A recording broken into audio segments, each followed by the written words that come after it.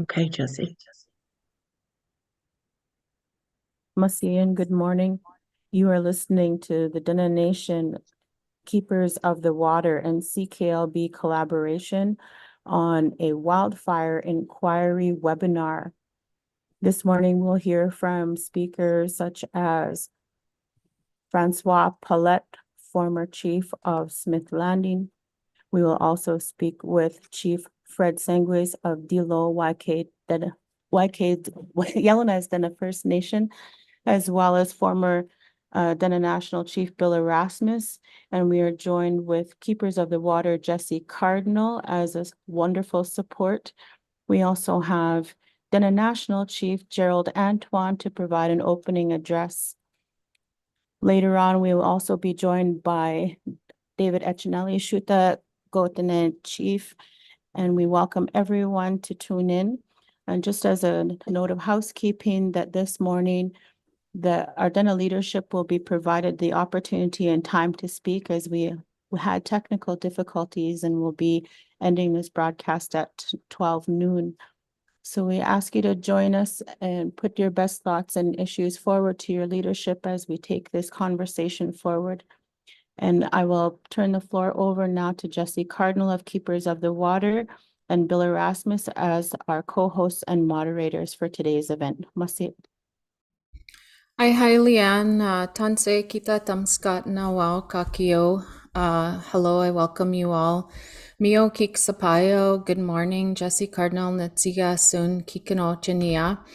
Again, the apologies for the technology interruptions. I will check with Leanne and leadership if it's okay if we do extend to be able to have a full 2 hours, because we did have 2 hours set aside, which would take us to just about 12:30. I'm currently serving as the Executive Director for Keepers of the Water. You can learn more about us at keepersofthewater.ca. And we're an organization that works to protect water. I'm one of the moderators, and I'd also like to introduce Bill Erasmus, who's the former Dene National Chief. And I will have Bill introduce the current Dene National Chief. Hi, and thank you for joining. Yes, thank you very much, Jesse and Leanne, for setting up this whole process. As you know, there's been a call for an inquiry into the fires that took place in the NWT last year. Right now, there are other inquiries that are happening, but they're quite different than this one that the Dene Nation is asking for. The city of Yellowknife has an inquiry, but it's just looking at the municipality of Yellowknife, how they responded and so on, and the public is not involved. The other one is the territorial government. They're looking at their own inquiry, and that will not include the public either. So what the Dene Nation wants is an inquiry that includes everyone that was impacted, everyone in the north that had to evacuate, and to hear from them. So that will include elders, young people, women, children, and give people an opportunity to improve on the situation, so that when we get into the next fire season, which is not far away, people are able to respond in a more organized way. So we will begin.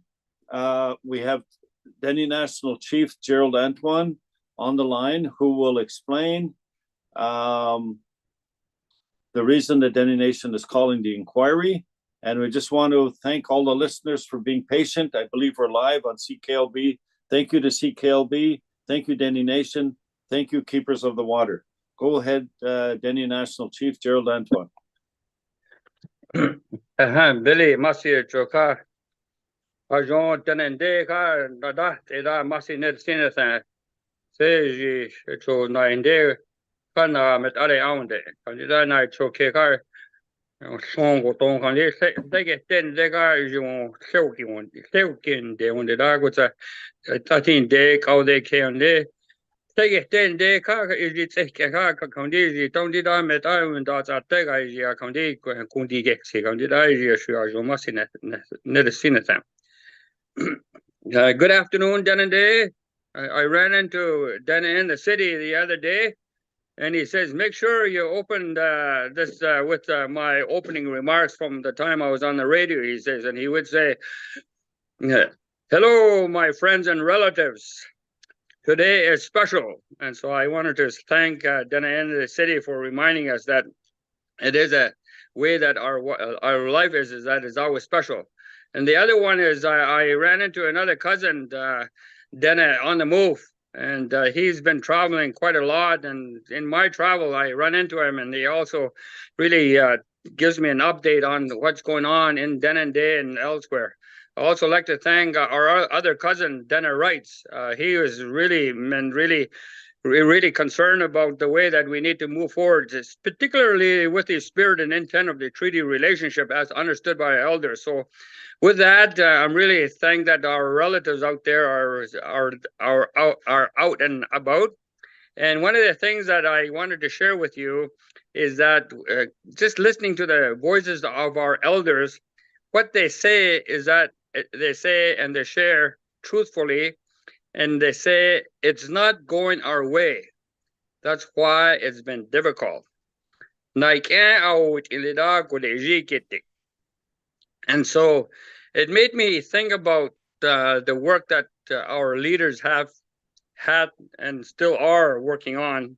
And one thing that I saw is that even though we're there and we're trying to kind of shift it so that way it could be going our way, one thing I noticed is that the talks, they pass each other. And so in reflection, particularly from the standpoint of the natural disasters that we were confronted with last year and the years before, is that the people from here, the original nation of families, needs to be fully involved, needs to take the lead on the assessments of the impacts and of the major natural disasters.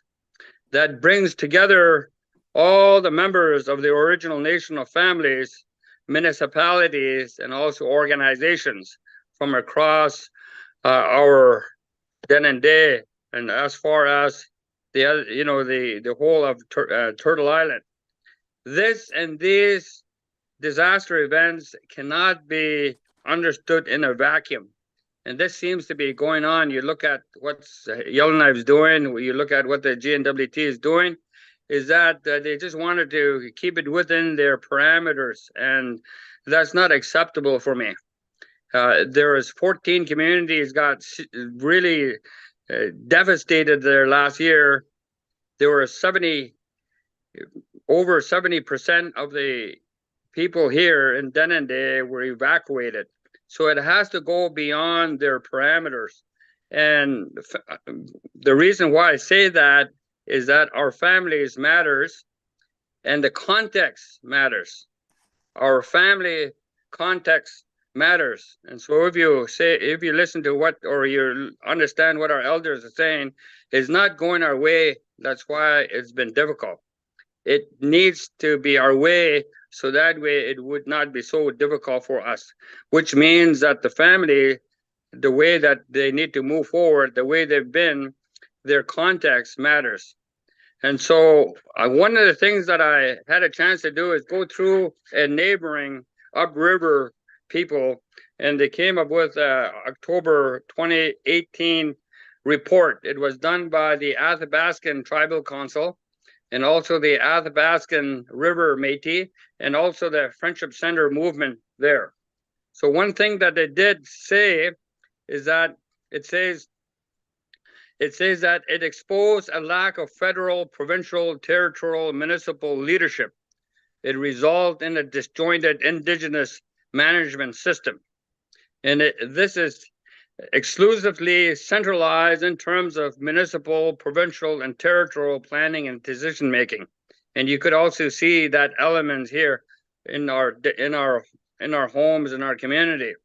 And then there is also excessively localized, which is excessively narrow in terms of exclusion. So our family is not entirely involved.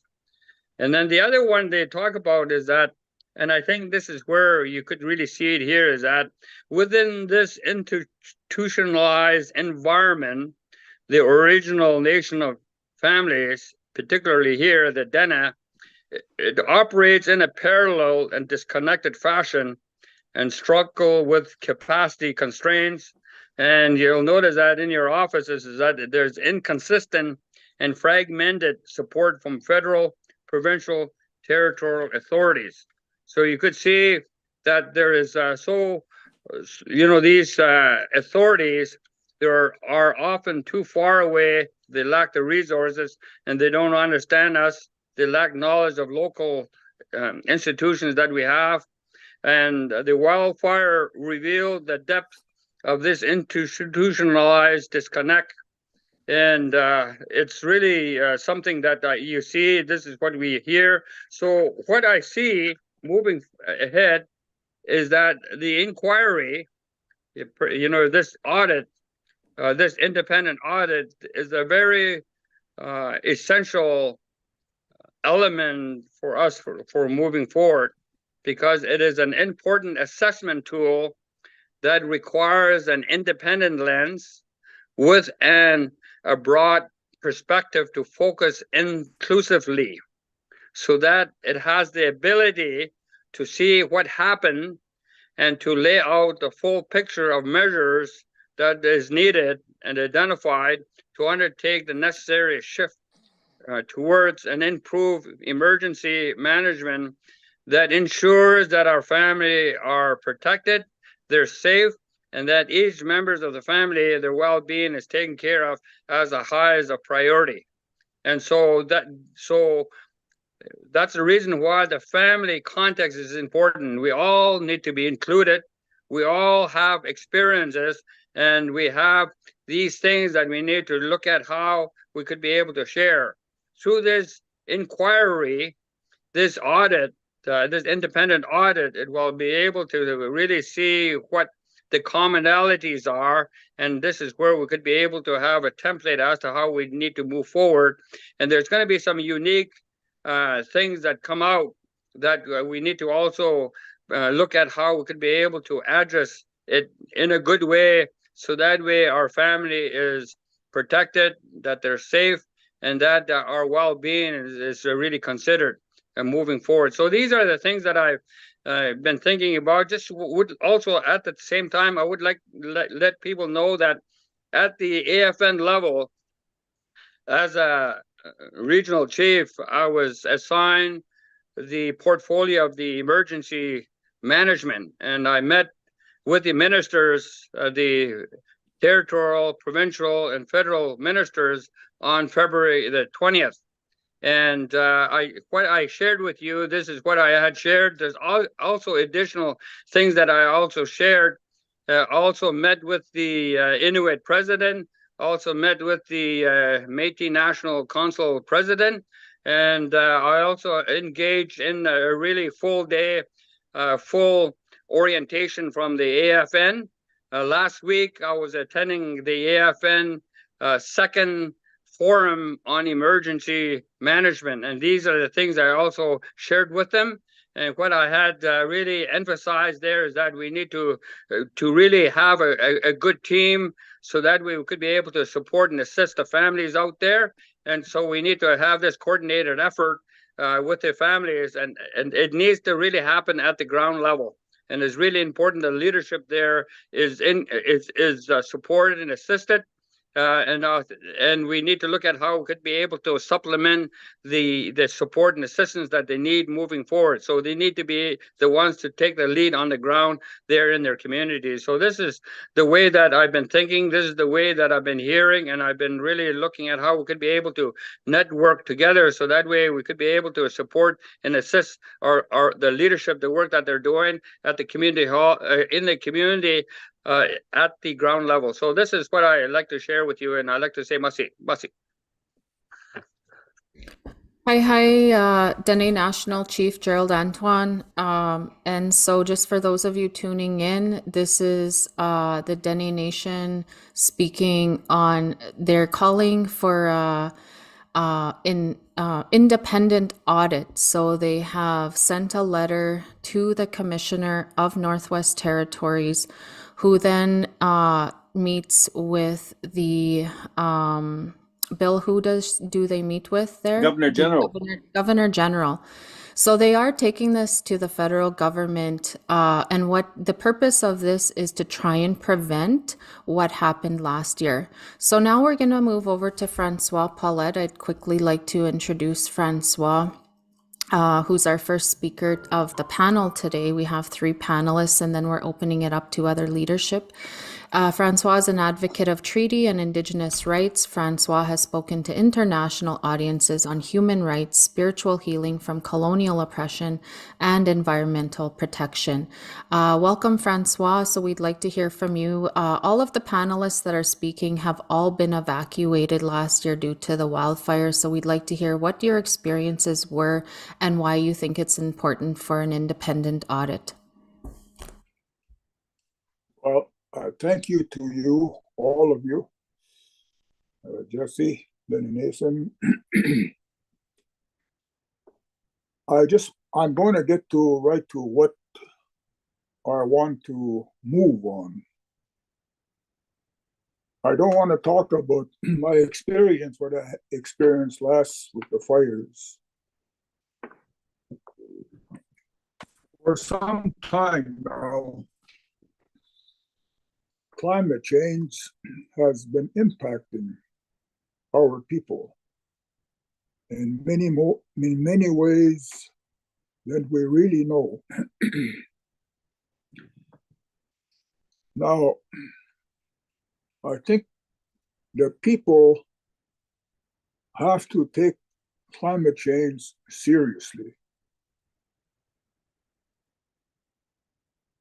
What has happened last year, the years before, you hear the fires in BC.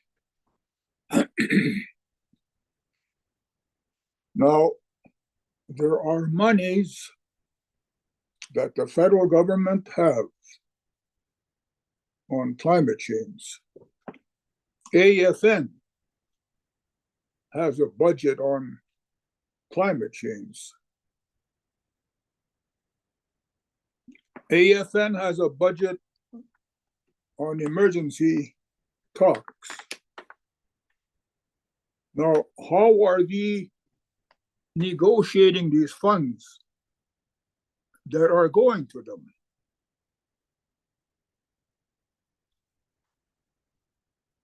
And I think we need to really expand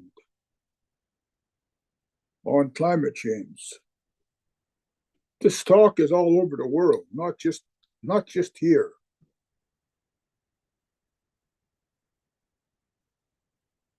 This inquiry that is being proposed is a good idea.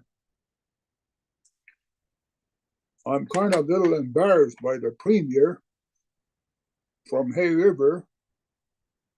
They had to evacuate that town twice last year. Does he not get the picture?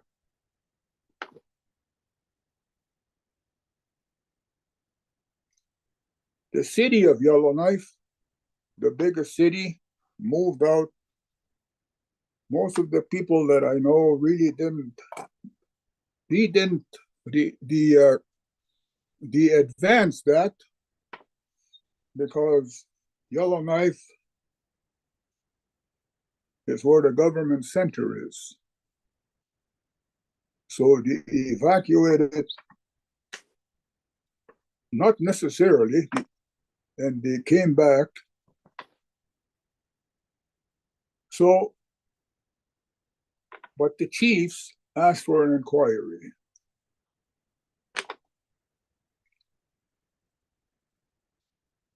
It is kind of, we are not back in the 70s. If it were, we would be in control. It's as simple as that.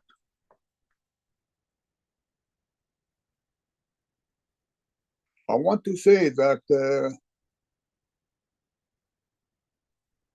the city of, or the town of Enterprise, 80% burnt. They asked for an inquiry. So I think what we need to do as leaders, the chiefs, people of interest, before in the 70s, if we were faced with some emergency, we would travel to Ottawa to seek funding.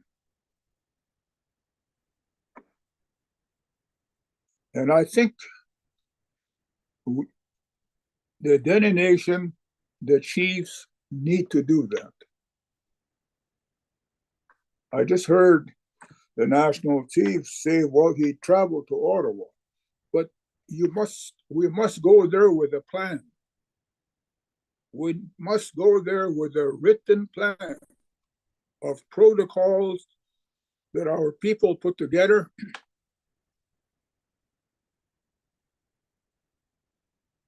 On climate change, and there is funding there, and we need to attack that, and we need to get into that. The AFN are not the ones that are impacted by these fires, it's the people in the communities. So I get kind of irritated that a lot of money is spent, but nothing goes to the communities. One, because I don't think we really have a plan how to move this ahead. And if we use climate change as one of the biggest factors in why things are the way they are today,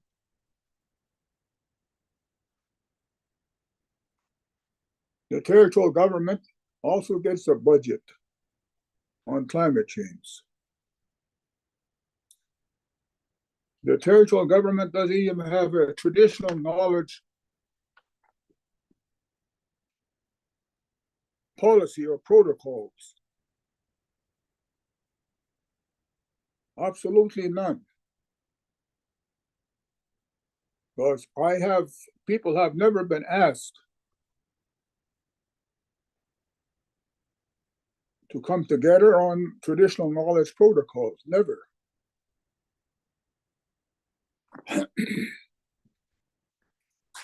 So it is kind of, yeah, I'll just make a point. Now, I was trying to refrain to talk about the fires. There were three groups. The Alberta government here, firefighters, Parks Canada, the territorial government, the chief here for Smith Landing was always in touch with the Alberta government. I mean, yeah, with the Alberta firefighters.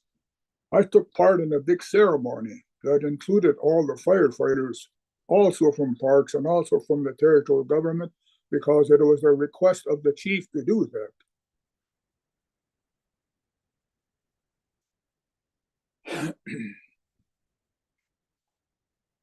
There was a fire just northeast of Fort Smith, and that was kind of going out of hand.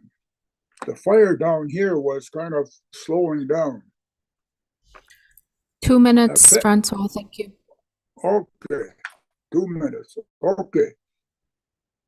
Apparently, the Alberta government said, okay, we'll help you. We'll put some manpower into that.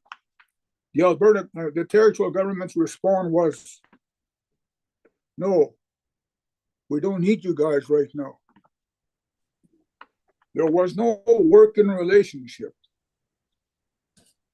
And from the stories that I hear, the territorial government was the least of any help in the area of firefighting in the north. So I'm kind of embarrassed of the territorial government again, that they're not wanting to work with Indigenous First Nations people.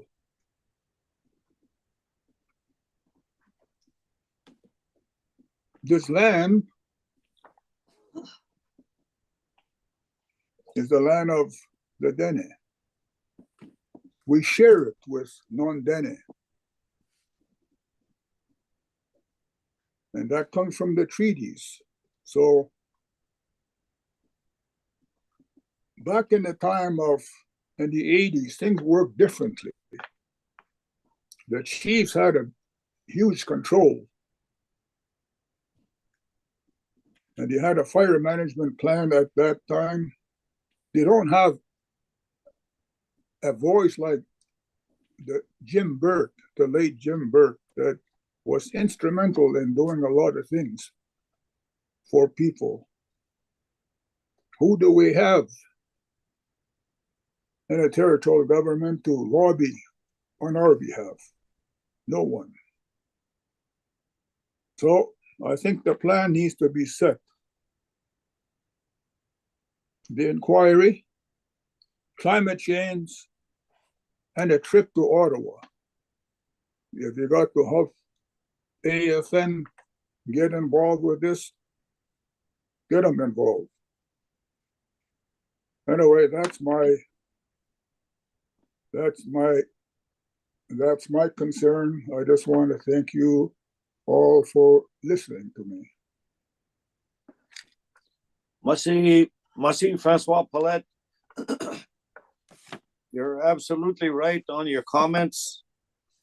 14 communities were evacuated, and Hay River, West Channel, Hotlet Day Chi Reserve was evacuated twice, and people went to a whole number of destinations in Alberta, Manitoba, British Columbia, and many of them didn't know if they had a home to come back to. So we want to hear what people have to say. We have Chief Fred Sangris, Yellowknife's Dene. He also had to evacuate. Go ahead, Chief Sangris. I think your mic is not on.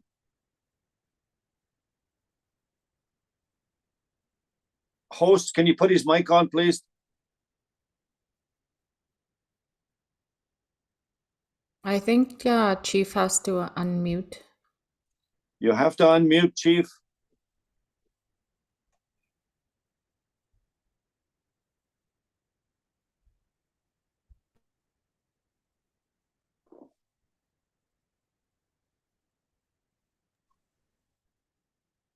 We're just getting his controls in place.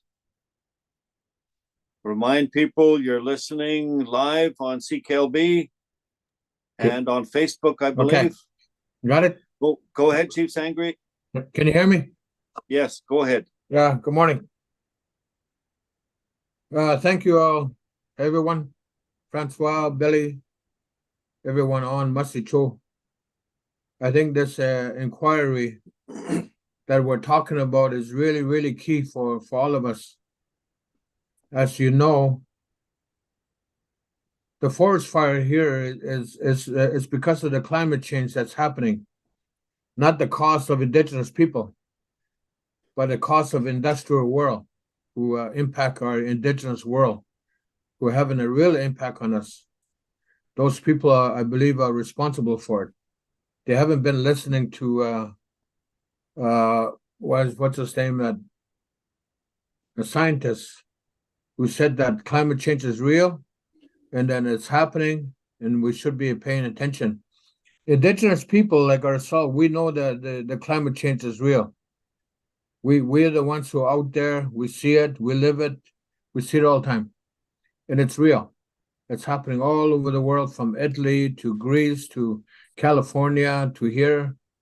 Fire is a big cause of global industrial.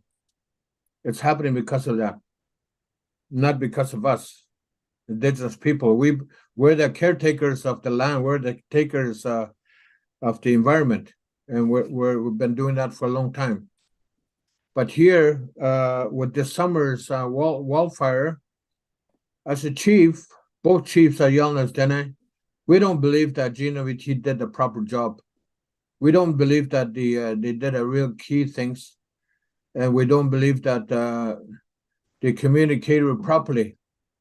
Evacuation happened at very fast pace. The call went out, the urgency went out. People were driving out, fires on both sides of the highway to Betchoko, kids screaming, parents yelling for their children. They have no idea what was happening. It panicked people. The premier and the government who chose to do it this way panicked people, and they should never have done that. That was a really, really wrong panic, the way they done it. Here in Deda, in the community of Ndilo, we're in charge.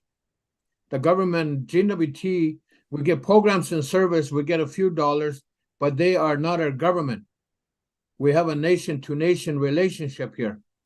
The premier can never call upon evacuation from indigenous people again. The only relationship we have with them is programs and service and a few chunk of dollars we get from them. And they take all the money away from us. And that's where the problem is. I believe that we should have a call on inquiry. GWT may do it, but they may not have a public process, because it's embarrassment that the way they done it.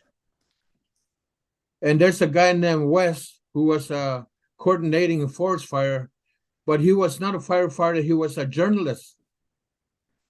A firefighter wearing his clothes, but also a journalist. He went on Up Here magazine and put out his story, how the whole event went. Right away, GWT wanted to cover their tracks by having an Up Here magazine and lay out how the forest fire went out. That's not the way it went out. Don't let that Up Here magazine put a blind on your ears, on your eyes, because that's what they're doing. A lot of devastation took place here. The problem with GWT is that they don't have very good firefighters here, none. And the firefighters, crew bosses were telling us they had to yell at the firefighters, young guys. GWT for a very long time have been recruiting high school students to go on the land and fight fire. And one lost his life, right? One lost his life in fire. Maybe a few of them lost their life in fire. That's because they're not fully trained. And they can't do it, so they call on Africa. And they can't do it, so they call on the military. GWT made a big mistake here. They've done it before 20 years ago when I used to be a firefighter in Tulita. And one of the guys said, we're going to backburn this country. We're going to backburn this place here so we can shut the fire off. And they did it, and they made a big mistake. Us firefighters like ourselves, Aboriginal people, we said, no, don't do it. The wind's going to turn around. Look at the big hills here. You know, you're not using traditional knowledge. A lot of these times is science. And science is now always accurate. So what happened? Tulita almost got burnt because they made a mistake on back burning. So that community had to evacuate about 10 years ago. Now it's happening again. So GWT doesn't have a good plan or a good training. It's just not good. You know, when you have firefighting and politics together, one of them is going to go down. Which one? and it's always been that way.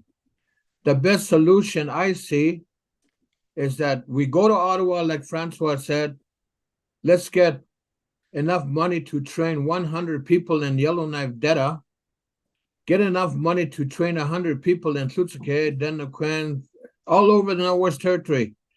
People should not have to run. I saw that. At Sir John Franklin, there was thousands of people line up. I went there. I counted like 200-300 very healthy, strong people that could stay and be trained and fight back the fire. Instead, they were shipped all out. So when there was no firefighters, no one's available, they called in the military. This government, GNVT, is so embarrassing. They are really embarrassing. They have not done anything good. At Betchoko, a lot of our people there, house burnt. They did the same thing. The firefighters said, they told us to monitor the fire, not to shut it out, but to monitor. That's not the way you fight fire.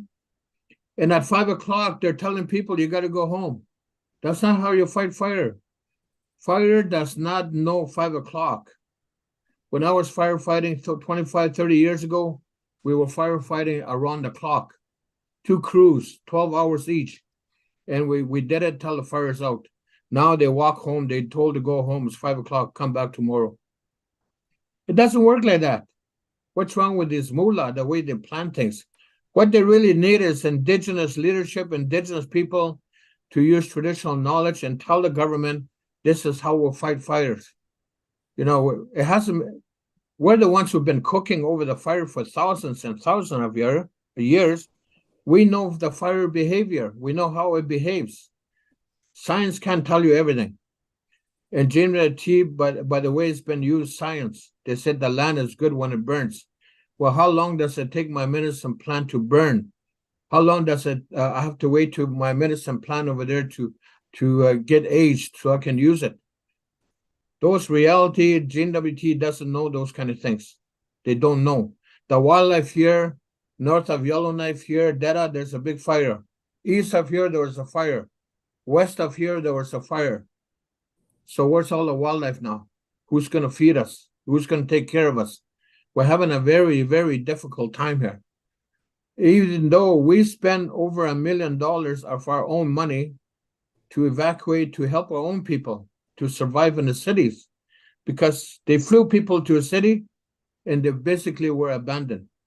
So we had to step in as the leaders to take care of our own people. And some of those are non-Aboriginal people. They're not even our own people, but we took care of them because they were abandoned by the government. Nobody's feeding them, looking after them. A lot of things went wrong. Government knows it. That's why they don't want to do an inquiry. Shane Thomas was the minister in NAR when that was happening. When they put this to the vote at legislative a few weeks ago, and there was a tie whether to have a inquiry or not, former ENR minister Shane Thompson voted no. It was his department that was doing 1 all minute, this forest Chief. firing. And that was so embarrassing. He should have never voted no. He should have said, yes, I was responsible. My department was responsible. We should talk about it, what went wrong, and what we should do next time. How should we do it? Don't let the government know it's territory. Take charge of you next time. You got to stand up and for your own sovereignty and take care of your own community. If you run, you're going to have 18 houses or 20 houses burnt. And who's going to replace them? That's the problem today. Inquiry, yes, I want it.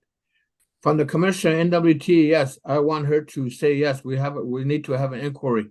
We need to find out the truth, what took place, and somebody's got to pay for it, and somebody's got to be responsible for that. Thank you so much. Hi, that was Chief Fred Sangris.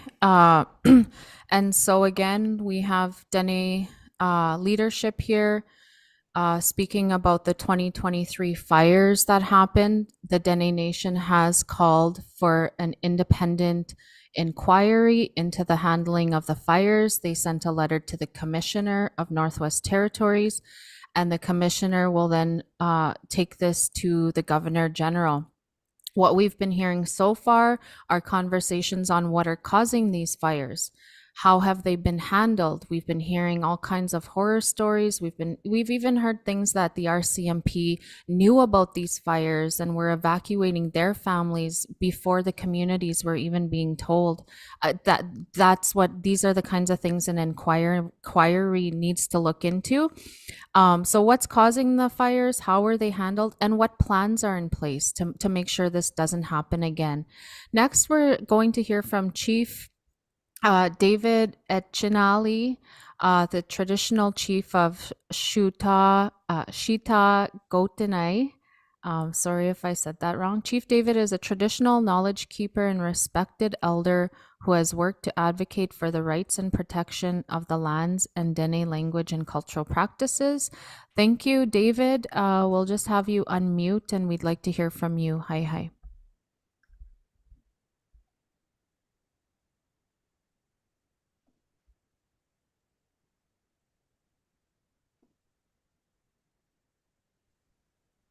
Can you hear David now? You hear me? Yes, Hi. we can Yes. hear you. Yes. Okay. Hello. Ah, Okay. David, I did you. can one there? Teyu wa tesin. Simbona tipe. Yani kagun tere dasi TV vere dasi re jani gune zoye kena tokire ane zoye kegala ken. Edu tere kagun tere fet sangri ka titirisin se gai pieti.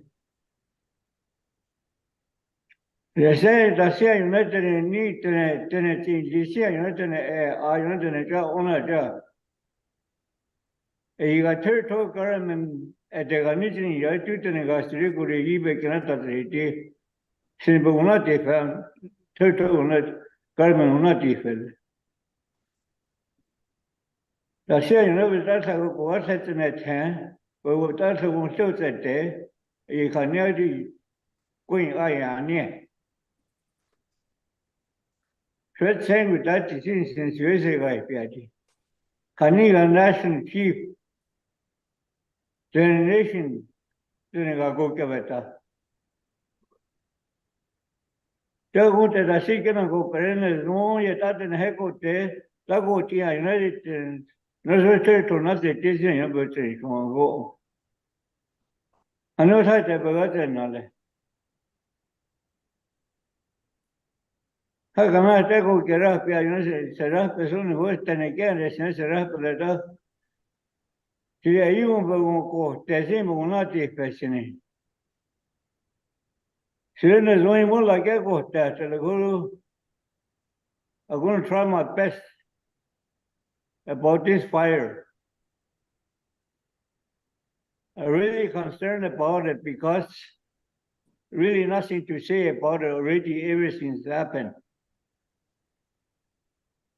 Right now, I don't know what to talk about. Before this happened, we had to talk about this kind of stuff like that, whatever is going to happen to our land. Because it's lots of food for us then. We live with it. Now I go out on the land, I went across to my fish lake. There's a big area burned. I don't know how many animals burned. How about the beaver, muskrat, rabbit, everything. All the moose. This kind of thing we have to talk about it. What Fred Sangris said is true. A lot of people sitting on this kind of stuff like that don't know nothing about the land. In our traditional way, our elders used to tell us everything about this kind of thing to respect. To respect each another, to respect the animal, to respect the land. That's what they told us. And right now, the government, what's government doing to us? And trying to get rid of us. Bring all alcohol and drug to our community and destroyed our young people. Even the people who are not sick, they're still getting the income support. They don't want them to go out on the land. That's what they're trying to do to us.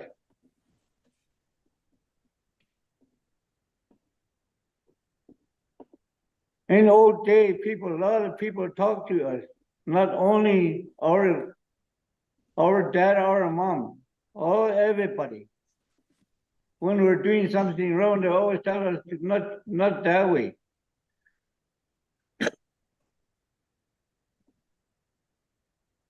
They always say good singing they tell us to have a good life. That's all they talk to us about it. Now nothing. And now the fires, all over, everything burned.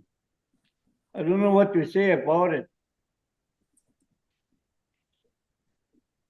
And a lot of people very, how do you call it? I don't know how you say it. Take people out because of the smoke.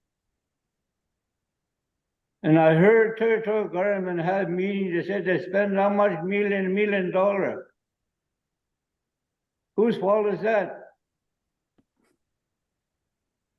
When the fires start burning, they should do something about it, and then they're not going to spend that much money. In old days, not like that. Before territorial government, when the fires were the fire on the land, we walk to it. We carry a piss pump, we carry a hose, 25 cents an hour, and we put the fire off. And after territorial government took over, all the area burning, not doing nothing. All this kind of thing, we should really have a good talk about it and make people understand why the Dene Nation is there, why the territorial government were voting for territorial government. In each community, we don't know nothing about it. Don't see nobody. They always say the treaties got the power. And a lot of us, we're still holding our treaty. Seems like government don't turn around to us, nothing. So I really got nothing to say about this. And I hope you understand what I'm trying to say. Thank you very much.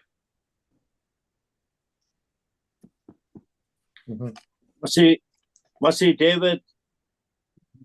Thank you for letting us know. David, can you talk a little bit about some of your people had to leave Tulita, and I believe they went to Dene. They went there at their own expense. I believe people had to go on their own because they were not evacuated. Can you talk a little bit about that?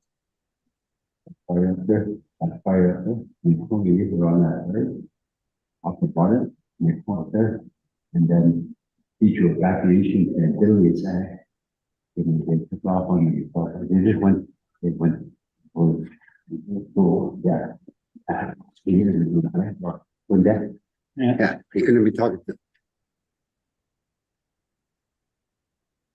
Please, I take a 20. You hear me? What do you say? Say again.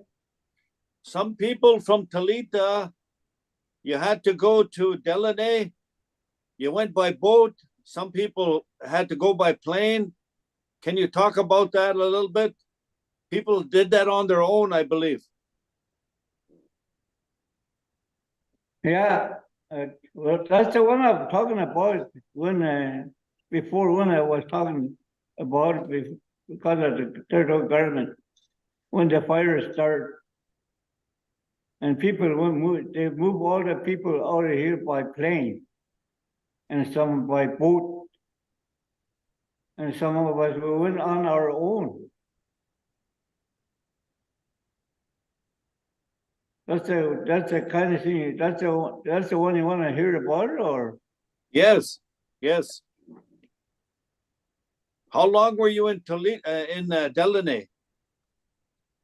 I think it's 2 weeks, more than 2 weeks. I think that's why some of us, we didn't went to the Dene Nation assembly in Smith, because we can't go out by boat, travel on the Mackenzie River. So the only thing we had to go on the Bear River, so they haul people from Tulita to Dene by boat, and some of them, they went by themselves. The whole smoky. We can't see nothing, even down to on the shore. So some of the people, they stay here because never know what's going to happen. So they want to know. They want to protect some stuff in our community. So that's why they didn't win. I wasn't going to go, but my family, they told me to go. We'll take care of it. So they win. The same thing happened to me when the fire started above our cabin in Tomahawk Point. When we were flying around, they didn't even turn around. They just went over. That's it. It was the forestry. And they told me, David, we'll take care of it. Don't worry about it. So that's why I didn't took nothing out of my cabin, our cabin. We lost everything. And now I don't know if they're going to return everything for us, but that's why I asked the Nation to support me.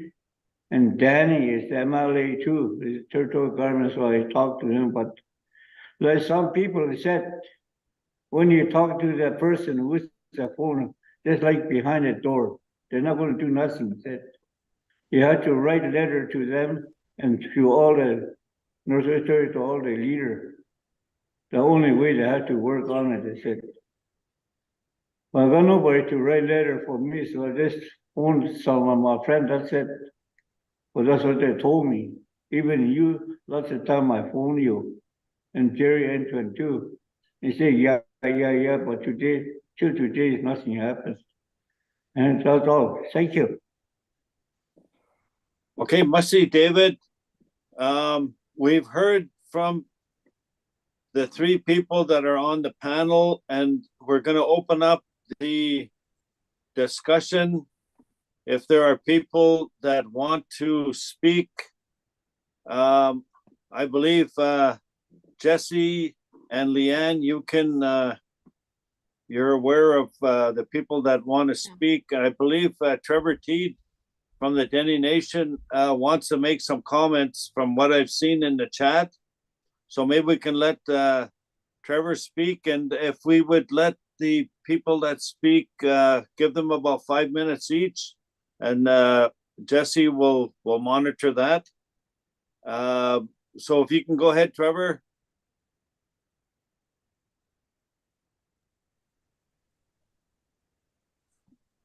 Okay, I can't turn my camera on, so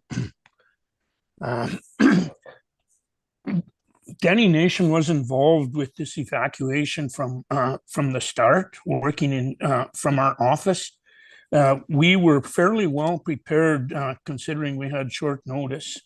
We had a little bit of experience from the floods the year before, so we were fairly well engaged and prepared. As I mentioned, we set ourselves up with the new satellite systems for telephone communications, if at all required. The evacuation itself, as Chief Fred mentioned, was really disorganized. On the highway, well, actually before the evacuation started, government of the Northwest Territories employees' families and RCMP families were given a heads up, and they started the evacuation probably about at least 12 hours before the official notice went out. This is, I think, pretty common knowledge now. And so once the evacuation started, There were lineups at gas stations in town for gas. At Fort Providence, there was a lineup for gas that was probably 2 kilometers long. If it wasn't for the government of Alberta providing gas just on the other side of the border, things could have been pretty bad. You know, the situation we had at Hay River, where there was fires burning up vehicles along the side of the highway, and the same at Enterprise. We were very fortunate not to encounter that leaving Yellowknife, that situation leaving Yellowknife. And, you know, for poor planning, again, as I mentioned in the chat, elders from Fort Smith were evacuated from Fort Smith to Hay River.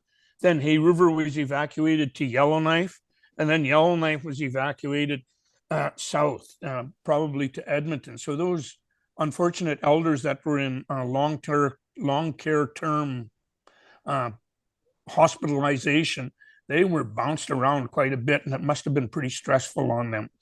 When the evacuation itself got people to Alberta, families were spread out. Like in our own family, my wife and I were in Fort Saskatchewan. Our daughter and her daughter were in Edmonton. My son and his family were in Grand Prairie. My sister and her family were in Red Deer. People were scattered all over the place.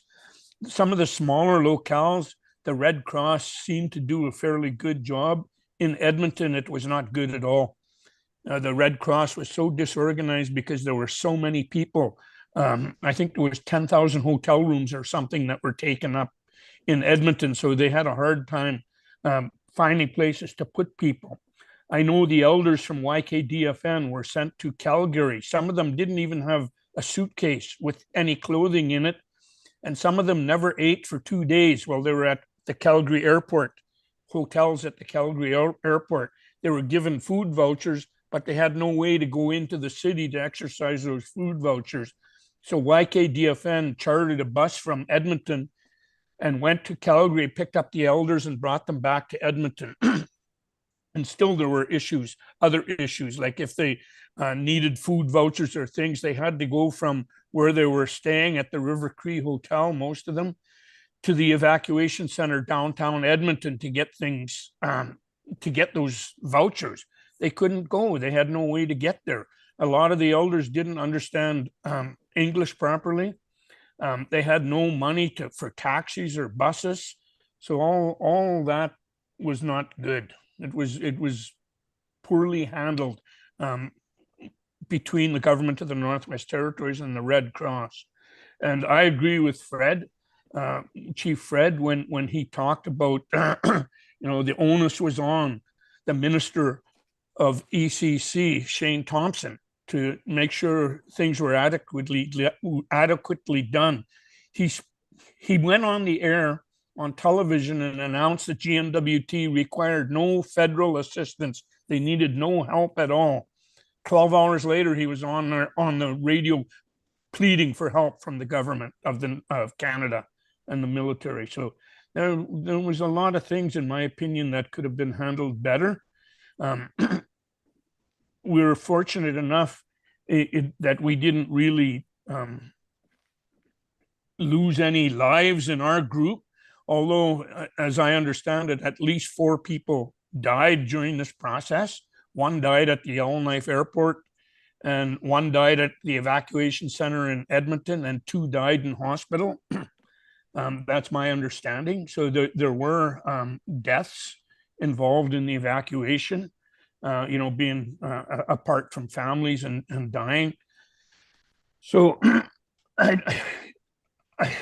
don't know. I think the GNWT is probably, with respect to an inquiry, I'm glad we're looking at federal money, because GNWT is probably going to say, if we hold an inquiry, they'll have to take the money from this year's emergency response budget to hold the inquiry. So in other words, they wouldn't be able to apply proper funding to potential floods this spring or more wildfires. So there's a lot, I think, that we have to consider.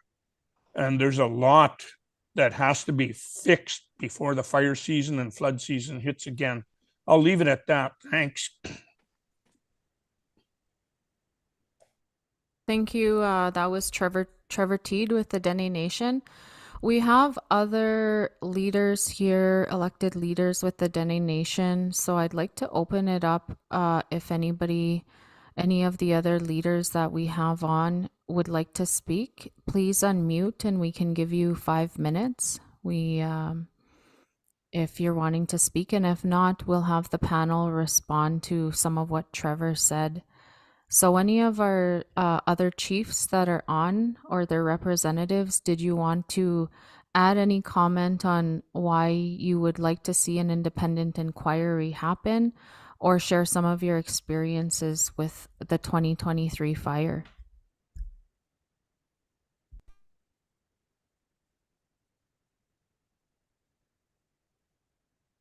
If you're on phone, you press *6 to unmute.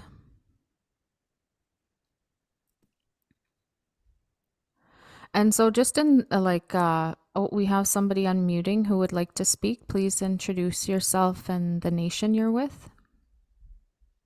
This is Grand Chief Kashan. Can you hear me? Yeah, we can hear you. Okay.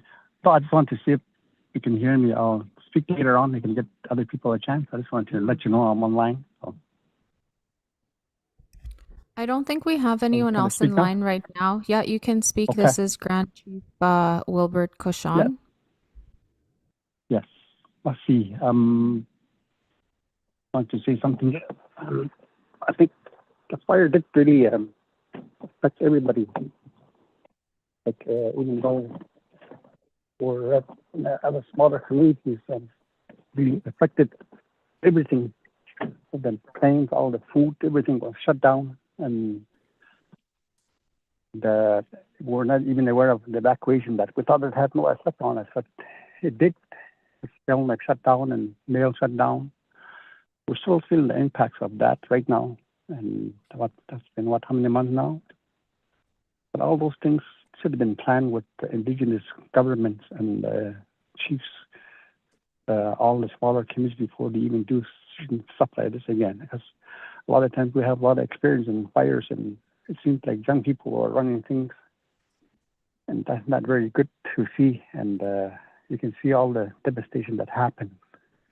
And the fire that were close to Yellowknife, we were flying over, it was really small. And by the time we start tackling it was too big. And next thing to hear that Yellowknife can be evacuated. And when we're flying over it, it was small, and they could have took it out then. So certain things like that, it really work with leadership, even from the smaller communities, because it really affected us. And we couldn't even get all the Yellowknife and some of the fresh produce, all the stuff coming from Yellowknife, and they were trying to get the food for us from Edmonton, but that kind of got delayed. And then even the mail, we never had a mail for over a month, and now it's still some delays are still happening, and they're still trying to catch up on certain things. And so when they plan certain stuff in the future, they should really include us all. And I know that they had new or young people that were calling the Shuta University students, maybe that were in the fire and in command of stuff that probably had full control, and that shouldn't be the case. It should never have happened. And then even all the fires that are happening, I can talk about it, but they probably have their own experts. They're probably listening to see why it all happened. But I'm not going to talk about that, because it's something that we all need to do for ourselves. We all need to take care of our land and the water. Right now, the water is draining up. There's a reason for it. Right now, when you're traveling the highway, there's a lot of devastation. There's a lot more going to happen this spring. I'm not going to say what's going to happen, but I'm going to say there's going to be a lot of things happening. And you better be ready for it. Right now, a little bit of snow, but I think there's going to be a lot of things happening, and that's going to be kind of an awe. And you've already seen the fires and the floods everywhere in BC. It's just crazy. And but the elders have always said that, and now we're seeing it. It's happening. And then this to be ready and to maintain our land, we have to be out there. And for ourselves, myself and Satu, it really affected everybody.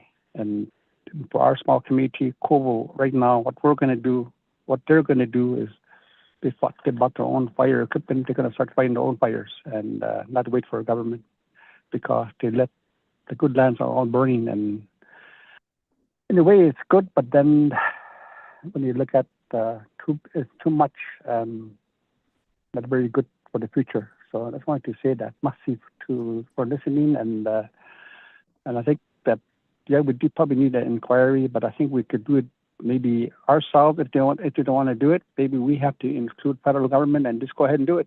Why wait for federal? Why wait for territorial government? Merci.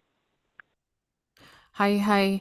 And yes, both the territorial government and the federal government are liable in this, because they have the policies in place that, because Elder Francois, he talked about climate change, and one of the contributors to climate change are the massive amounts of industry. And right now, there's policies and legislations in place in Alberta, in the territorial government of Northwest Territories, and federal policy and legislation, which are allowing massive amounts of water to be withdrawn.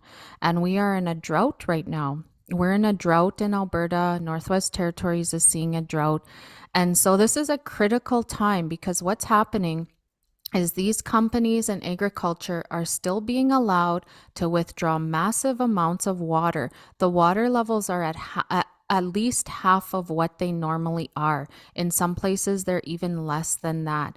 And because of these policies, and they're being allowed to withdraw all of this water, it's drying out the land. So now we're getting into fire season. We're already hearing, we're in the month of March, there's already fires popping up. And so these fires are getting hotter, they're moving faster, they're devastating more. And so we need the federal government and the territorial government to step up, pay for an inquiry, and look into the things that these elders and elected chiefs are talking about. First of all, what is causing these fires? How big are they? The damages that they've caused? How was all of this handled? We're being told today families were being shipped as far as Manitoba, that families were being split up. All of the trauma that comes with this, we hear from the residential school survivors and our mushums and cookums how children got sent hundreds of kilometers from their families. So there's a whole other layer of trauma that was added to how that piece was handled. And then plans moving forward, and that needs to happen quickly. So the Dene Nation did send this letter to the commissioner, and they want this to be quickly. So now I'm going to open it back up to the panel. If there's any other leaders that are on the line, if you would like to speak, you can speak now. If not, we'll open it up to the panel to hear some closing thoughts. Is there anybody that would like to speak? Trevor, if there was any other thoughts you wanted to have. Trevor Teed is with the Dene Nation. He was a big part of handling the fire situation and is aware of a lot of the circumstances that happened around it. Trevor, if there's anything you'd like to add. If not, I'm going to have some closing comments from each of the panelists. And Bill, you wanted to say something. Yes, Jesse, thank you. I'm not sure of our time right now. I think we got about 15 more minutes. Is that it? Okay. I wanted to ask Wilbert Cook, much like Trevor, works with Dene Nation, and Wilbert, I believe, was at the evacuation center in Edmonton, probably the biggest place where most people went. Wilbert, can you share with us before we go back to the panel? Wilbert Cook. Hi, good morning. Can everyone hear me okay? Yes, go ahead. Yeah, thank you. Thank you. Very interesting webinar here. And a lot of very, very true facts were let out. At the evacuation center, I was there every day, and it was chaos. You had our people, our elders, families with young children. There were thousands of people there, and they were just pushed aside. So what was done in collaboration with other First Nations, the Dene Nation went and got rooms for a lot of them, a lot of the elders, families with children. Trevor was very, very busy also with helping the YKDFN elders. What was really disheartening to see was after a few days, I was there early in the morning, only in the morning when there was hardly anybody around because people didn't have the means to go to the evacuation center on their own to eat. So there's very little people. And who shows up but an entourage from the GNWT, some of the MLAs, including the premier, showed up and there was nobody around. It was it was actually quite chaotic there. But a lot of the team members were really busy seeing to it that a lot of our families, our friends, they were all properly taken care of. I thank the team members who played a vital role in all of that. And when all is said and done, a lot could have been done better. We did the best we can with the resources we had. A lot of us spent 13, 14-hour days there. The GNWT really dropped the ball. Red Cross did what they can, but I really strongly believe a lot more could have been done for our people. It was devastating. It was heartbreaking. It was heart-wrenching to see the faces and the tears of people there. But should that happen again this year, yeah, guaranteed I will be there to help and assist, as well as Trevor and the rest of the team will be there to help and assist us the best way they can. Masi. Thank you. And Trevor, we'll turn it over to you. Yeah, just a couple follow-up comments with what Wilbert said about the disorganization. That's that was pretty common, and the stress on the Dene Nation staff that were there was also bad. I have to say, like, I know Chief Fred didn't mention this when he talked, but I'll address it a little bit. In Denendeh, and probably in most Indigenous communities across the country, it's not uncommon for one family to have married children living with them, and even grandchildren living with them. So you have multiple families in one residence. The Red Cross could not understand that. So when people applied for hotel rooms, if they gave the same address as their grandparents or their parents, they were denied a room because that residence already had a room. We spent days talking to Red Cross saying, look, we have a big home, and well, not a big home, but we have a home with multiple families in it, and you can't fit them all into one hotel room. I know Chief Fred, for example, was sleeping on the floor in the hotel room because he had so many people in his hotel room.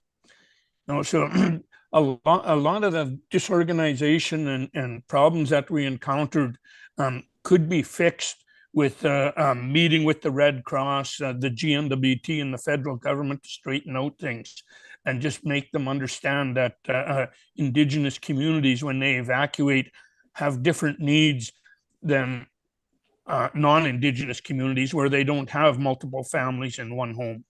Thanks. Okay, thank you. We also have Sam Bullock, who is Dene Nation staff, that wants to make some comments. Go ahead, Sam Bullock.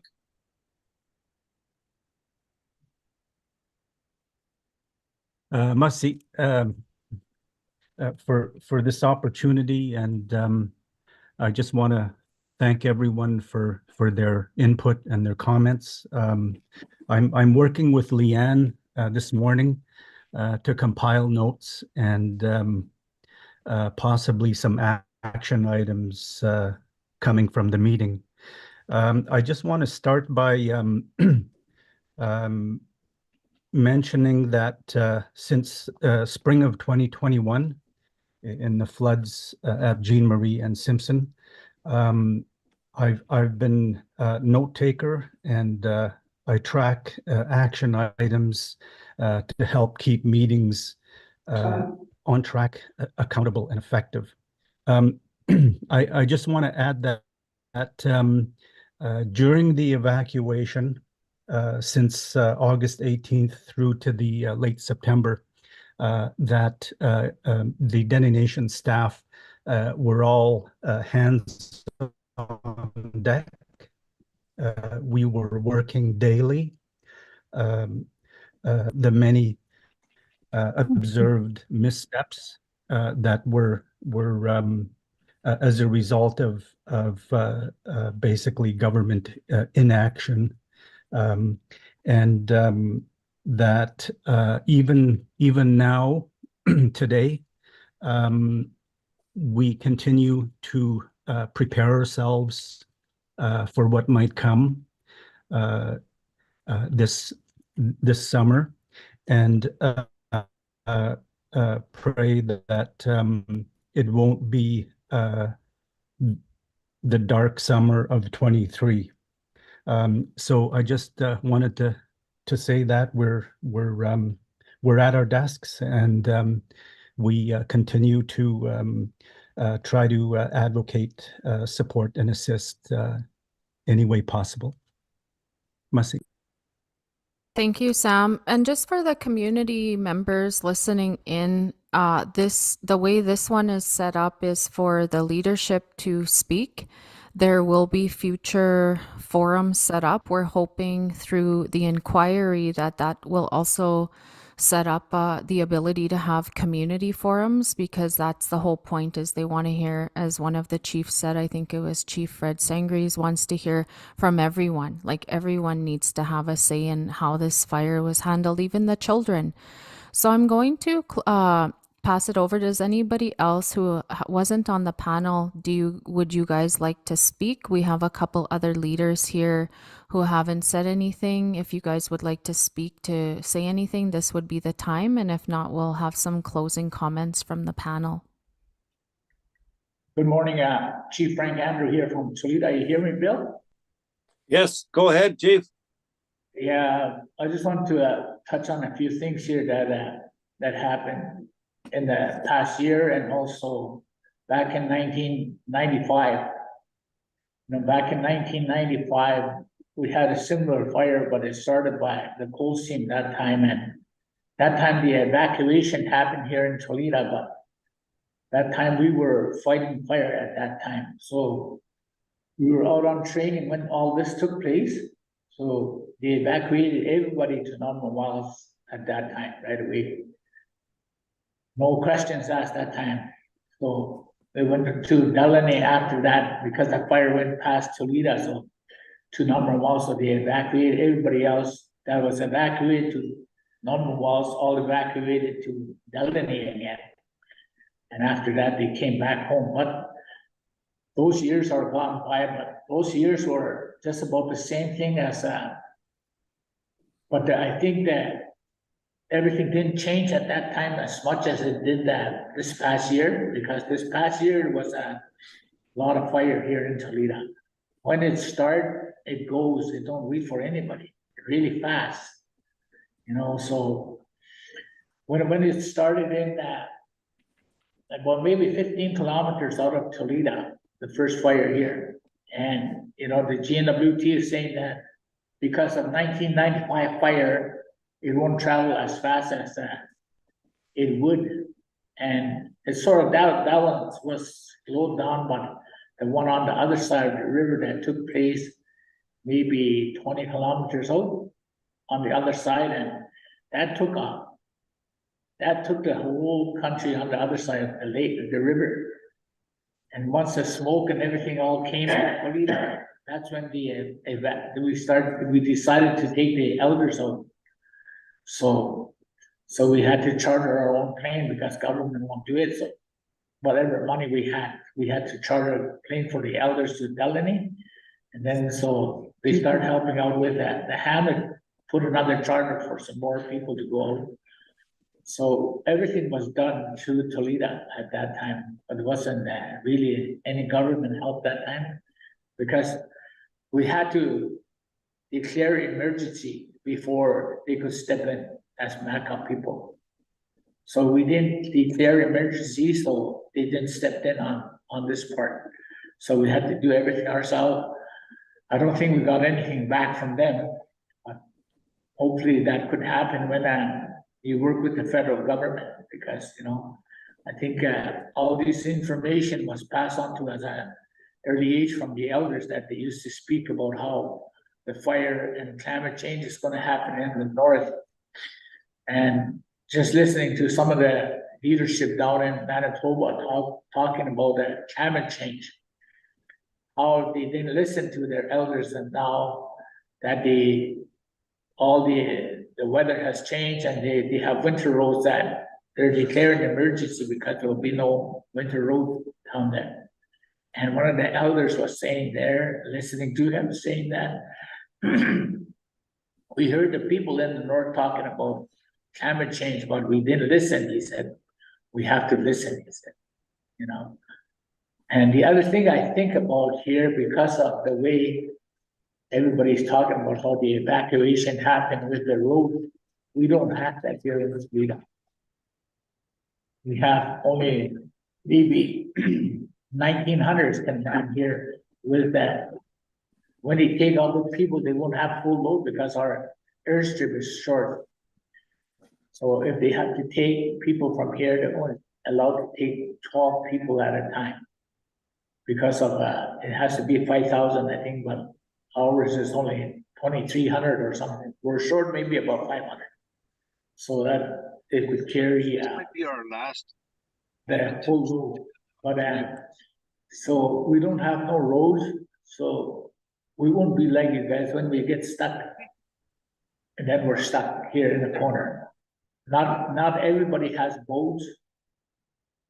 So some of the people that has boats, they really get ready for everything. But I think about those people, because what we're going to do with them if a plane couldn't land and anything else, you know. So something to think about in the future, because for the people that's living in the Mackenzie Valley that has no winter road, won't have a traveling system as good as you guys have over there with the roads. But for us, we were talking about road, but it won't be built for a long time, I think, yet. So I don't know what's the plan for today, but you know, next year hopefully things are different, because you know, as David touched on the fire that took all the land from us. That's true.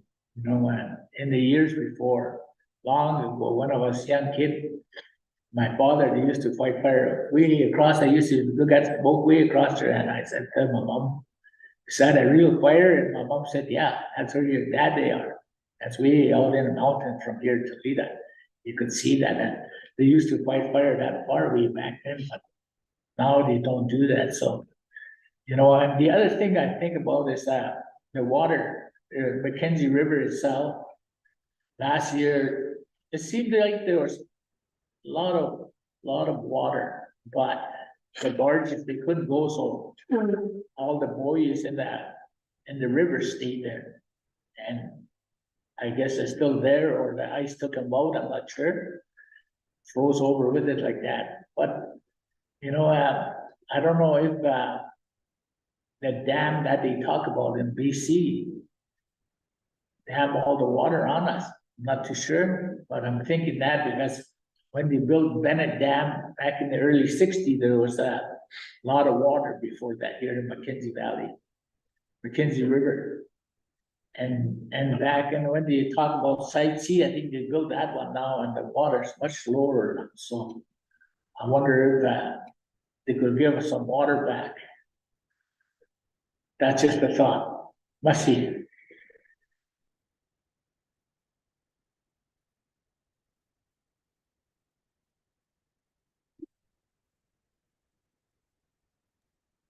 You're on mute, Bill.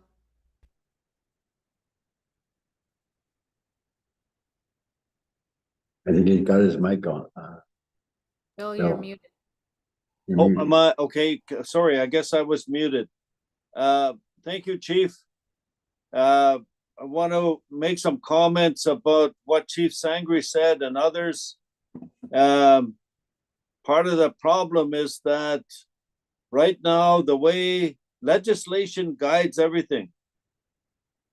And the federal government has legislation in place for any kind of emergency, natural disasters. Chief mentioned the state of emergency. The only communities that are mentioned in the legislation are the 2 reserves in the Northwest Territories.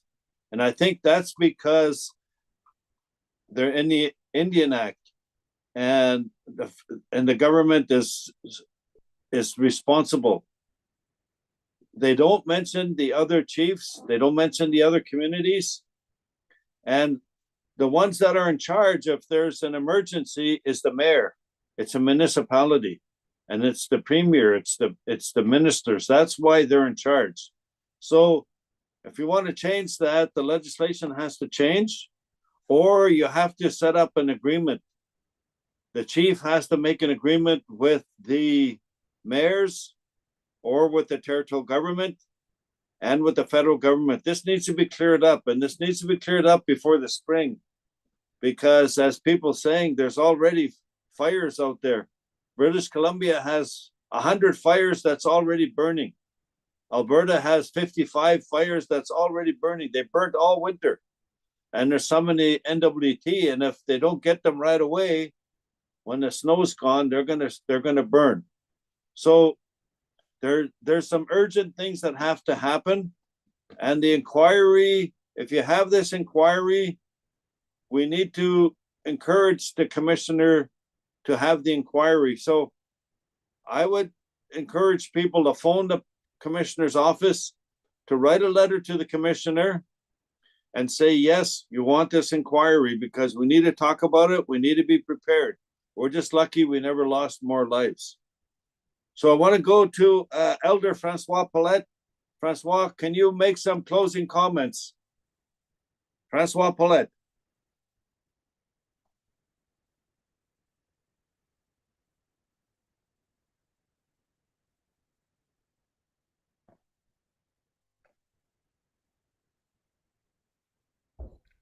Maybe we can go to Chief Sangri and then Chief Sangris, go ahead, please.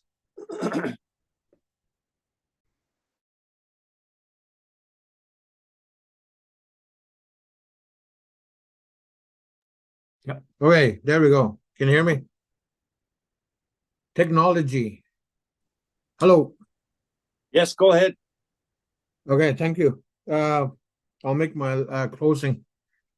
As you know, indigenous people that live in the north here, especially here in Dene, you know, we were given a warning a long time ago by a prophet in the Shuta region about 500 years ago.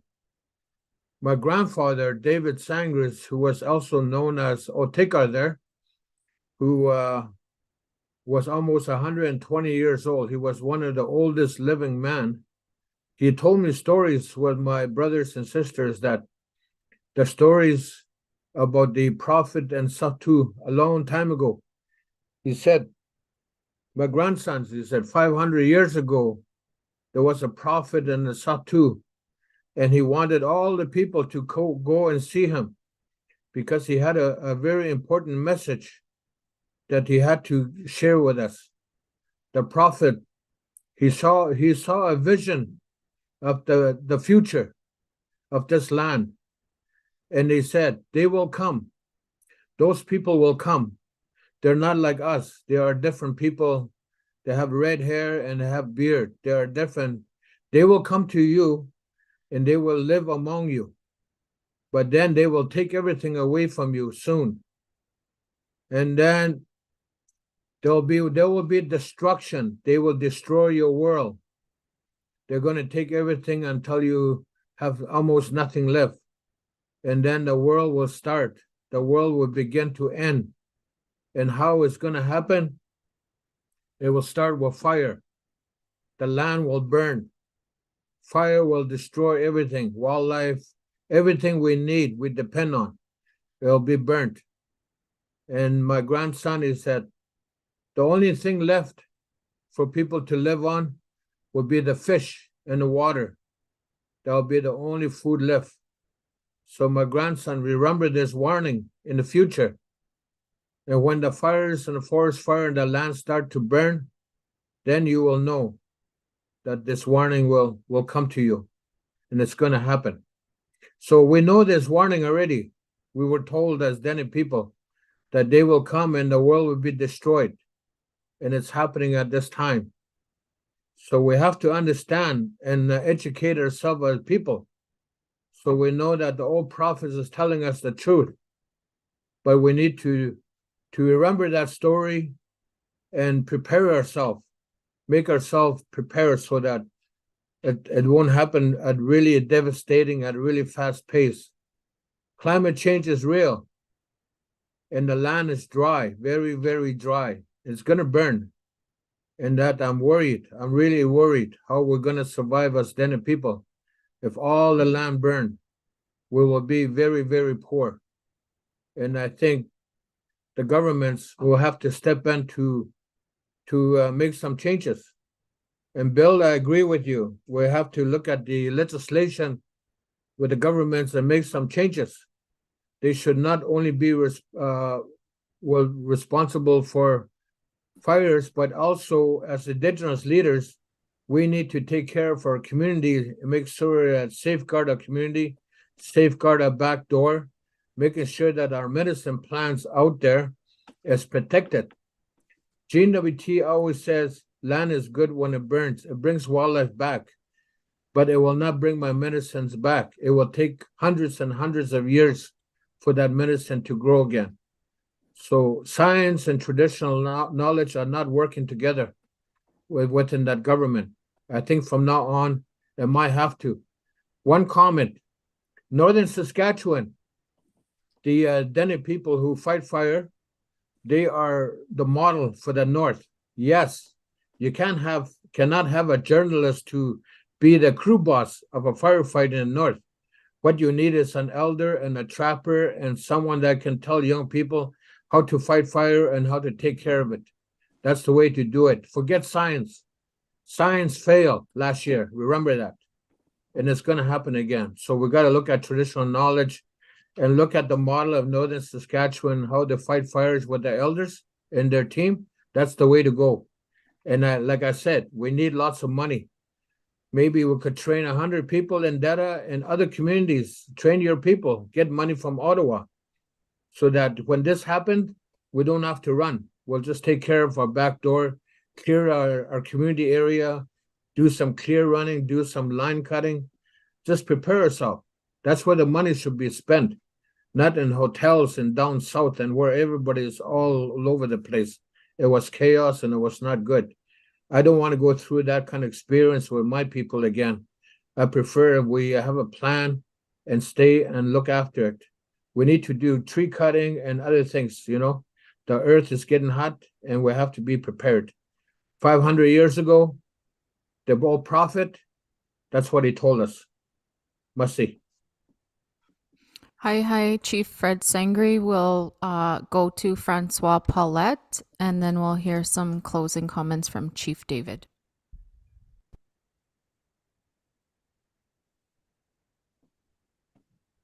Francois Paulette.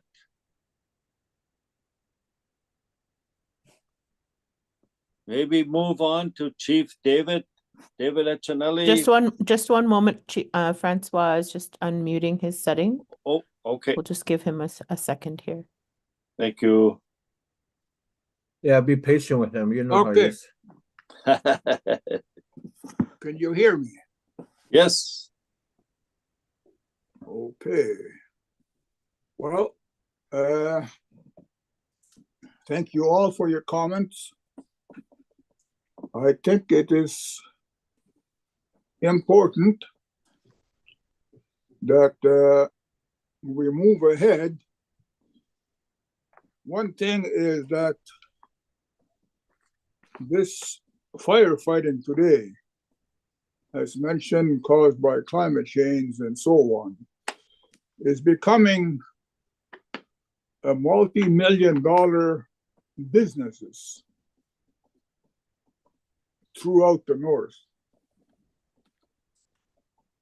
And it'd be nice for some of these companies that have made a lot of money in the millions to say a few words. Like right here in our homeland here, there was 12 helicopters parked there each evening, sometimes 15. We have bulldozers, cats. Yeah, a lot of our businesses in the north here have made a lot of money, but they don't say anything. And that's so we need to put a plan together, and I still like it for a small group of you chiefs to travel to Ottawa, make your business known. If I don't know how AFN can help facilitate this, maybe they could. And Fred, the chief Sangris, has made a good point. If you're going to raise money, you have to put a good budget together, like $100,000. That's not a lot of money. For one company, a few years ago, when there was a fire here in the north, made $10 million. And so I think we need to put a good plan and send a small delegation to Ottawa. I don't know about the territorial government. I'm kind of embarrassed by them. I don't know. I've heard about the premier, but I don't think that guy is knowledgeable about, he's concerned about money. Well, for a helicopter to be parked at the airport, just parked, is over $1,000 a day. Is he got a concern about that? No. Anyway, at the end of the day, I think a small delegation should go to Ottawa, put your plan together, and see what can be done. That's the way I see it. There's no other way to do it. You can't go to the premier because he'll just tell you, sorry, I said it, there is no money. But Ottawa has money through climate change. So let's tackle them. That's all I'm going to say. Thank you.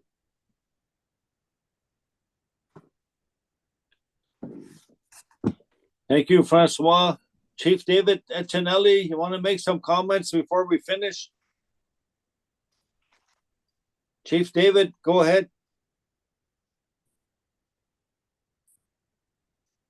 I think you have to unmute. Yes. I got it. Masi. Okay, guys. You hear me? Uh-huh.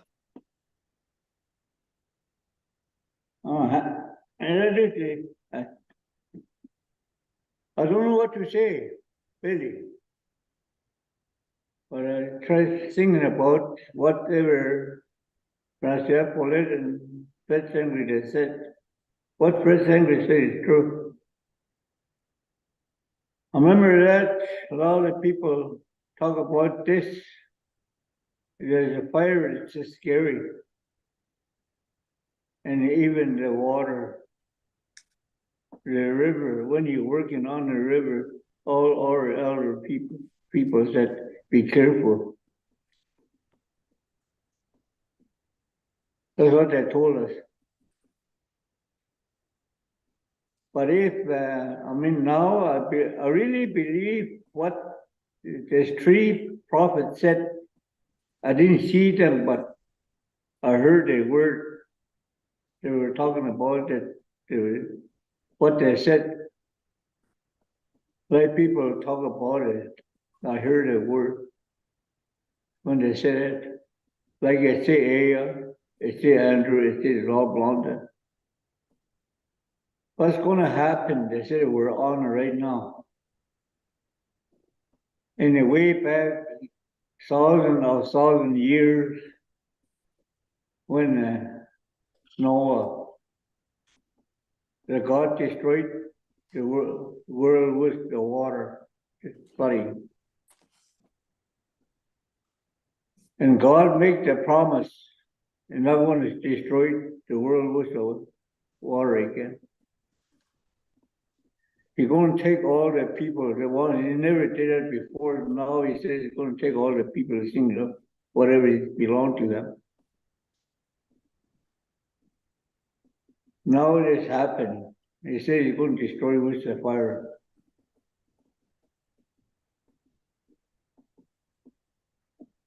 If God doing that, I don't know how we're going to put it out.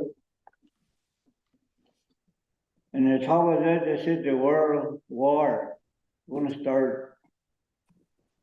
The World War III. Now the war is all over. Before this kind of thing happened, we have to let our young people know. A lot of our young people don't pray. A lot of our young people don't think about themselves for the future. So right now we're talking about it. I'm happy to see you guys on a TV.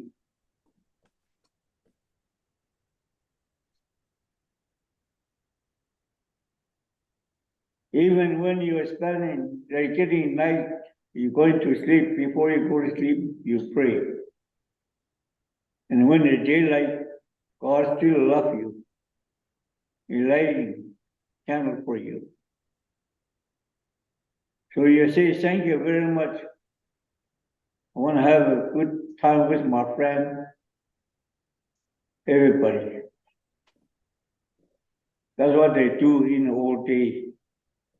When the daylight comes, everybody's so happy to see each another, work good together.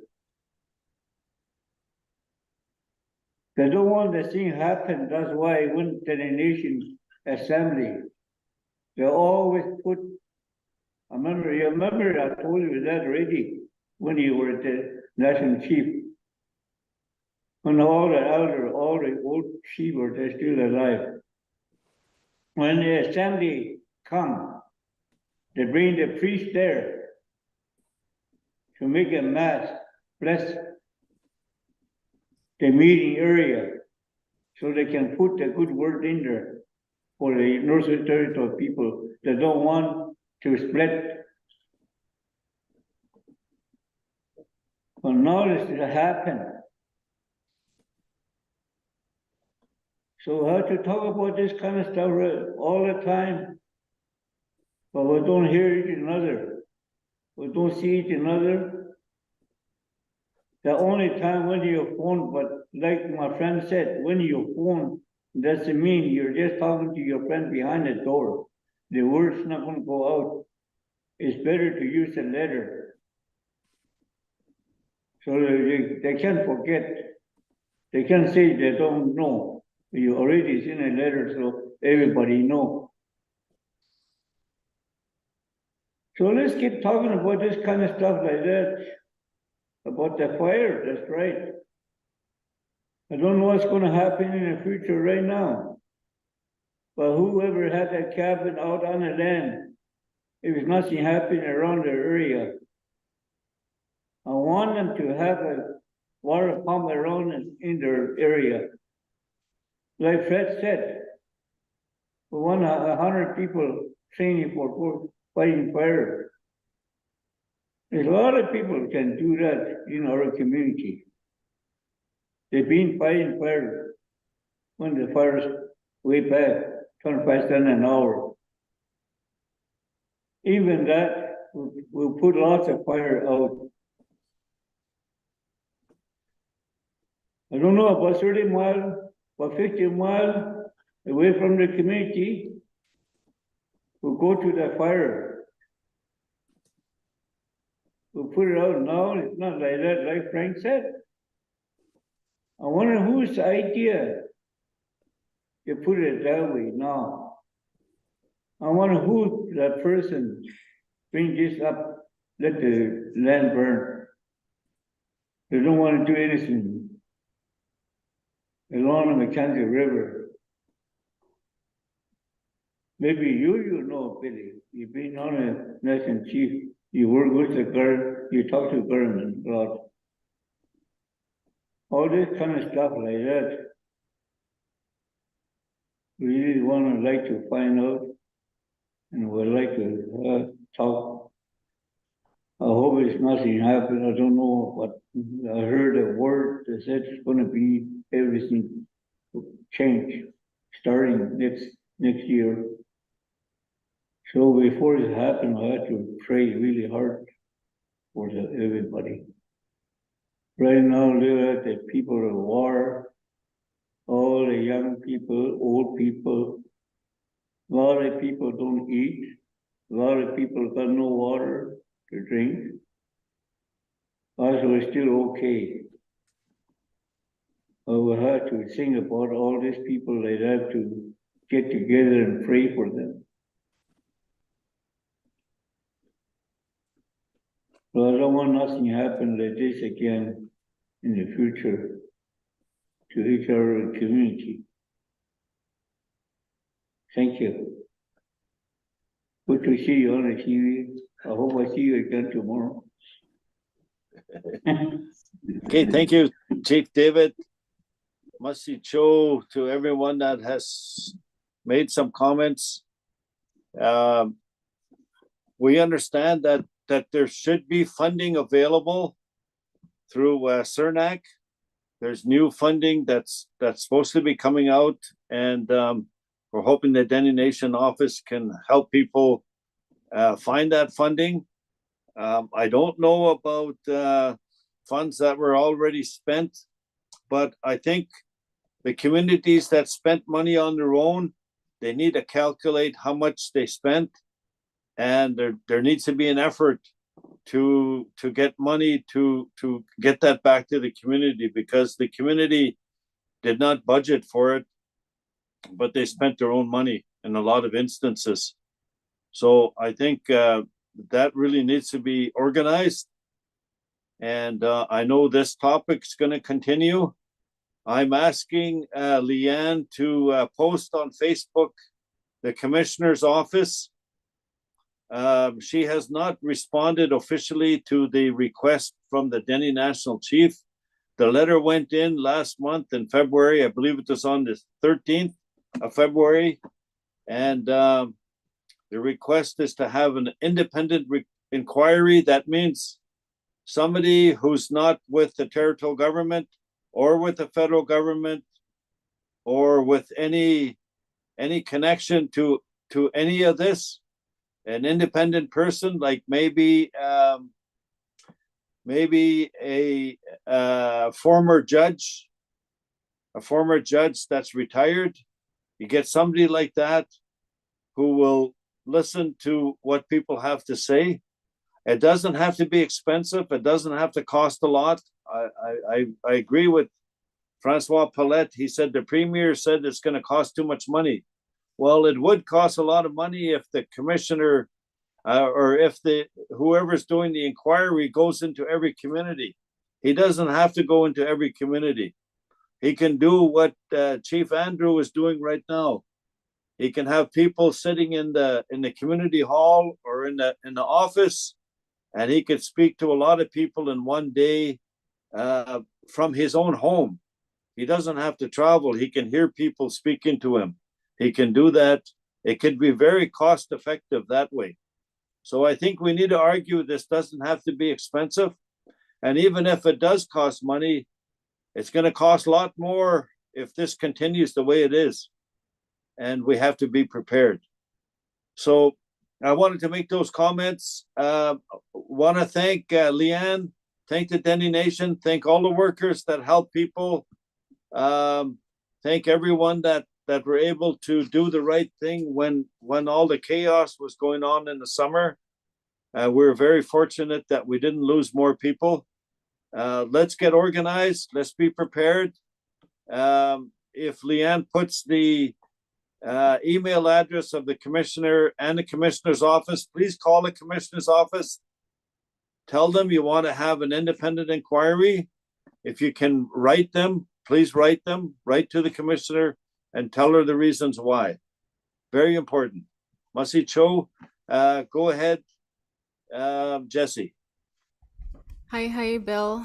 I'm just kind of taking everything in right now. It's been to hear the elected leaders speak of the prophecies and the power of prayer as well. Often people will try to undermine the power of prayer and say, well, what good does praying do? But prayer is very powerful, so let's not forget that. I just want to recap some notes that Leanne Goose was taking just on this webinar. So this is just to recap some of the points that we've heard. So the current territorial government in Northwest Territories and some of the municipal and community governments like Yellowknife did not have plans that detailed full-scale evacuations, nor did the territorial government legislation enforce such. Coordinated efforts around data sharing agreements about affected evacuees could have reduced real-time incidents and outcomes. So like where people were going, that information wasn't being all publicly shared. There was a lot of details that weren't being shared that could have helped the Dene Nation in the planning as well. There is an over-legislation of Dene lands by foreign governments because of Dene ancestral traditional knowledge has not been incorporated into federal and territorial lands management over Dene lands. The lands have faced compounding effects of ecological harm. Some examples and other examples are experienced Dene firefighters have been denied the ability to work because they had a criminal record or could not pass the territorial government's requirements due to cultural barriers. Traditional land knowledge was ignored, as many of the chiefs have mentioned today. There's a lot of traditional knowledge that could go into preventing fires as well as fighting the fires. Reduced funding for community-based wildfire crews and training. So Francois mentioned that, there's lots of money being spent, but in the communities, the money was not being spent to mobilize the community people to help. And then regulation of wood cutting permits limits the access to who can harvest. So there's a lot of considerations when we're looking at what an independent audit, like what all needs to be considered. And we ask all of you that are listening to contact the commissioner. So this is the commissioner of Northwest Territories. And you can invite the commissioner to attend any events. So if you and your community want to host an event, you can, we'll post the information on our Facebook pages. Her name is Marie Larson. It's MARIE_LARSSON at gov.nt.ca. But we will post all of this information. You can call her. You can give her a call at 867-767-9137. She's at extension 18068.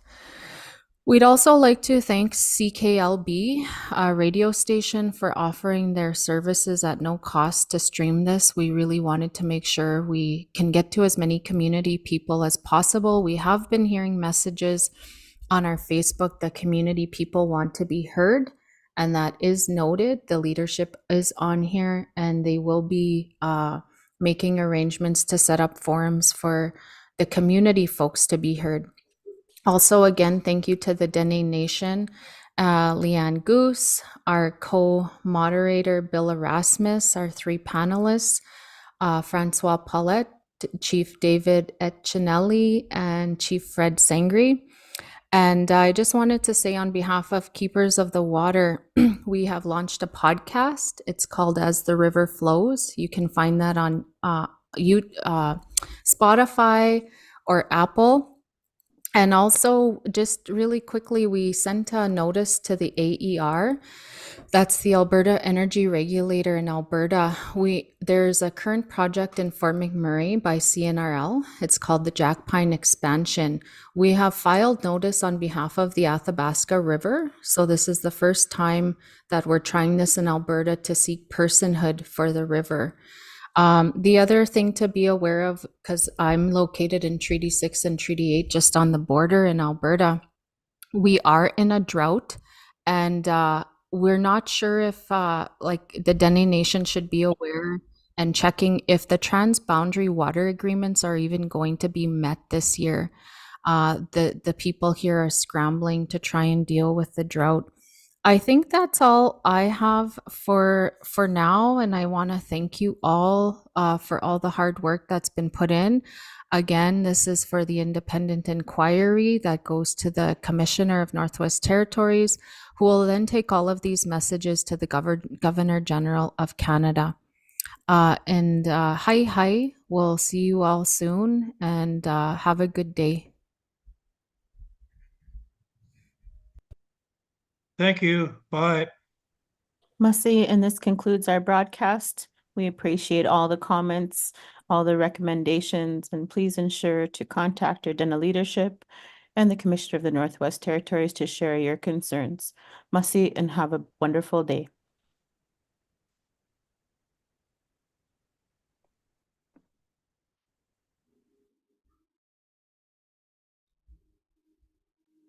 All right, all the live streams